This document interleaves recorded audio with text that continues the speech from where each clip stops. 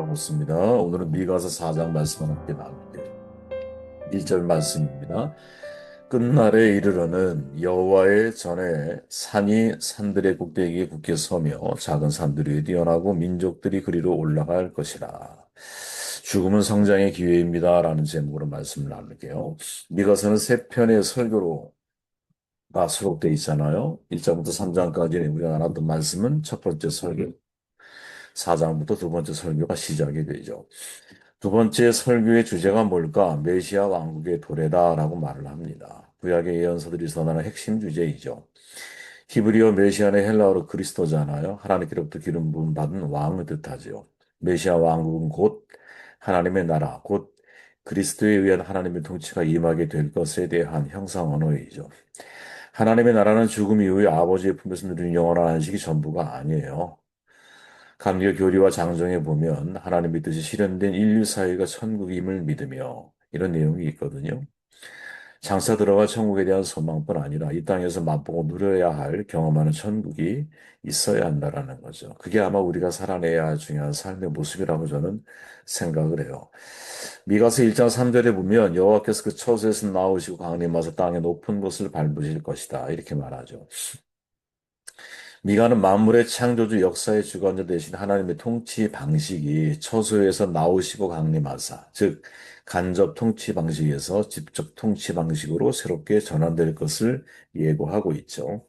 본래 하나님의 통치 방식은 하나님의 영광을 가린 하나님의 선민에게 왕권을 위임해서 하나님의 영광을 드러내기를 원하셨지만 본분을 망각했죠. 불의한 성지기가 되어버립니다. 도리어 하나님의 영광을 가리는 존재로 타락하고 말았죠. 여러분, 지금 이스라엘의 모습을 보면 무슨 생각을 하세요? 선민답다라는 생각을 하십니까? 이게 우리의 딜레마죠. 우리는 이스라엘의 미국에 대한 선한 마음을 가지고 있고, 과거 우리가 어려울 때 도와줬던 도움에 대한 감사한 마음도 있기 때문에 정서적으로 그들의 편에 서 있어요, 실은 우리가. 틀렸다란 말이 아니라, 하지만 냉정하게 봐야 할 게 뭡니까? 그들은 하나님의 선민으로서 역사를 더듬어 보면 하나님이 원하시는 그들에게 허락된 은혜가 특혜가 아니라 책임이라는 사실, 선민이 특혜가 아니라 내가 이 땅에 제사장 나라로서 감당해야 할 사명이 있다라고 하는 이 의식까지 발전하지 못하고 있다라는 게 너무나 안타까움이죠. 그죠? 이걸 우리가 잊으면 안 된다는 거예요. 미가는 이스라엘 역사 속에 벌어진 최대의 사건이었던 아수르와 바벨론에 의한 북이스라엘과 남유다의 멸망, 즉 예루살렘 성전의 파괴, 이게 하나님의 통치가 실현되는 과정이라고 해석을 하고 있죠. 대단히 놀라운 거예요. 간접 통치에서 직접 통치로 전환되어지는 과정에 나타나는 게 뭐냐? 너희들의 멸망이야. 이렇게 말하는 거라. 되게 놀랍죠. 이스라엘의 멸망이 하나님의 직접 통치의 첫 번째 나타나는 현상이야. 그러면 그게 끝이냐? 아, 그게 아니라는 거죠. 왜? 우리가 읽었던 말씀에 보면 끝날에 이르러는 여호와의 전에 산이 산들의 꼭대기에 굳게 서며 다시 말하면 멸망 이후에 무엇? 새로운 시작이 대반전이 시작되고 있다는 것을 선포하고 있죠.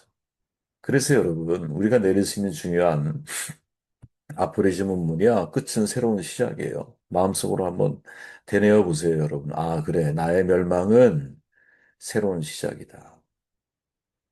여호와의 전에 산이 산들의 꼭대기에 설 것이다. 새로운 시작을 말하고 있죠.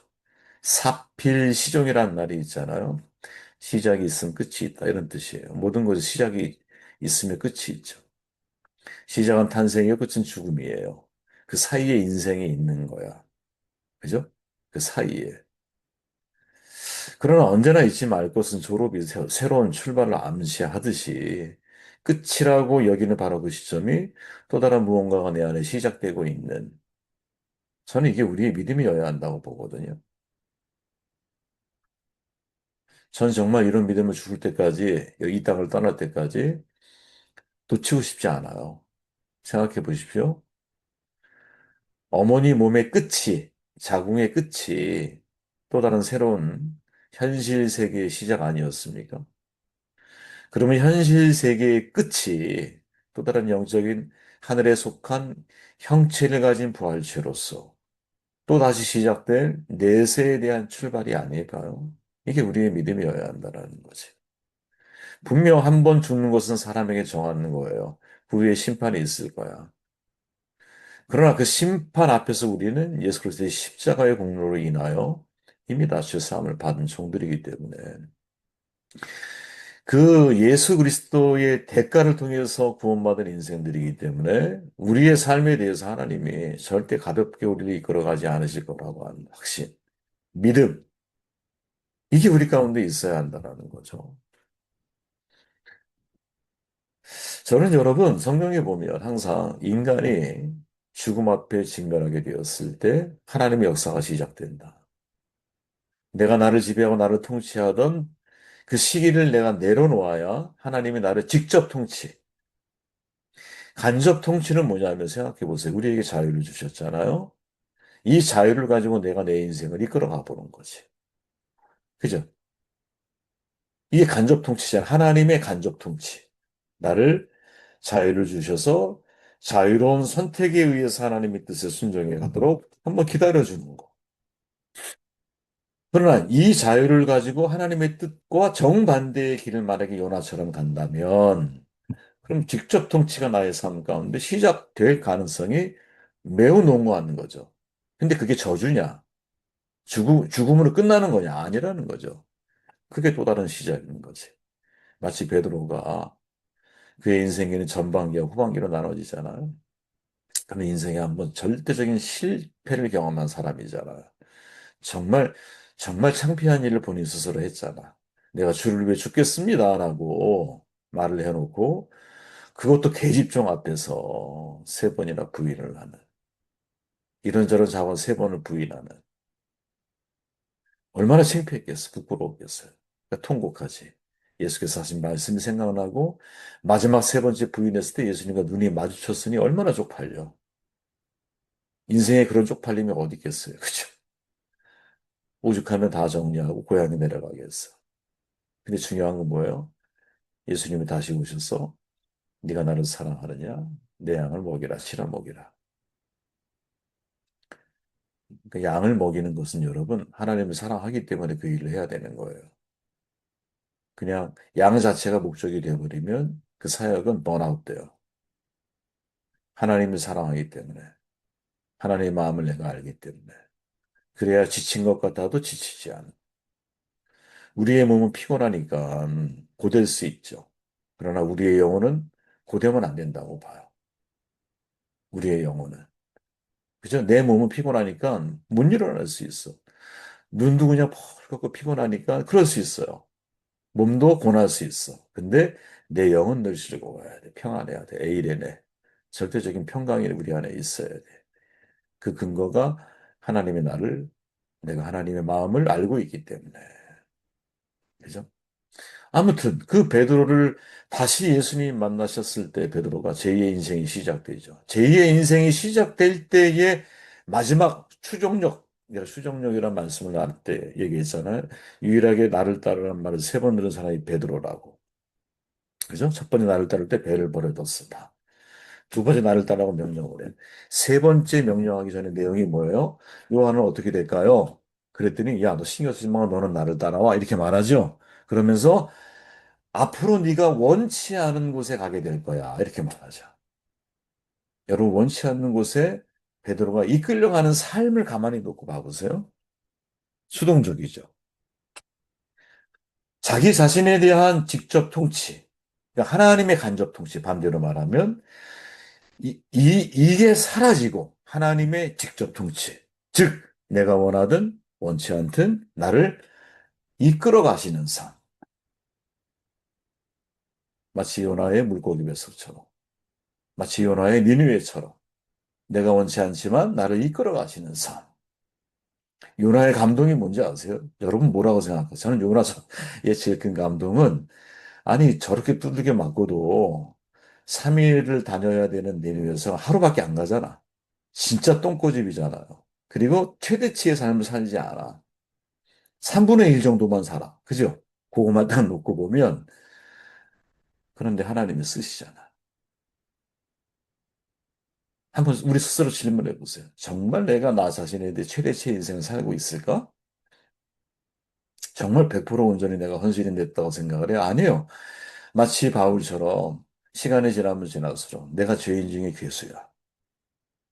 내 안에 그냥 내가 하나님의 뜻을 다 따라간다고 말하는 것 같은 내가 죽은 것 같아. 소위. 네 안에 자아가 다 죽은 것 같아. 그런데 다음 날이면 벌떡벌떡 살아나 있어요. 여러분 못 느끼십니까? 저는 매일 느껴요. 매일매일. 야, 나는 날마다 죽노라. 바울이 이 말을 왜 했는지 이해가 돼요. 왜 내가 죄인 중에 괴수라고 말을 했는지 이해가 돼요. 3일을 최대치의 삶은 3일을 다녀야 되는 거야. 그런데 하루밖에 안 다녀. 그런데도 하나님이 그 요난을 쓰려고 해. 이게 아버지의 마음인 거지. 이걸 우리에게 적용해 보세요. 우리가 정말 여러분 최대치의 인생으로 하나님께 헌신하고 사역합니까? 교회 사역 그렇게 하고 계세요? 총회 사역 제가 그렇게 하고 있을까요? 근데 돌아보면 뭐라 할까요? 규경미달이에요. 자경미달이. 그런데 하나님이 쓰고 계시죠. 얼마나 놀라운 일이겠어요. 그죠? 이런 말을 드리고 싶어요. 엘리자베스 키블러 로스 다 들어보셨죠, 여러분? 네? 사람의 죽음을 돌보는 사역을 하고 여러 가지 이제 무슨 연습이라는 책이 있잖아요. 아유, 보고도 이제는 기억도 잘 안 나네요. 거기서 무슨 말을 하냐면 이렇게 말해요. 죽음은 마지막 성장의 기회다. 저는 이 말이 우리가 한번 생각해 봐야 중요한 말이구나. 내 인생의 죽음은 여기서 말하는 죽음은 여러분 육신을 먹고 내세로 가는 이런 죽음 말하는 게 아니에요. 나의 죽음, 나의 멸망은 하나님의 사명의 사역의 또 다른 시작이 될 수 있겠구나.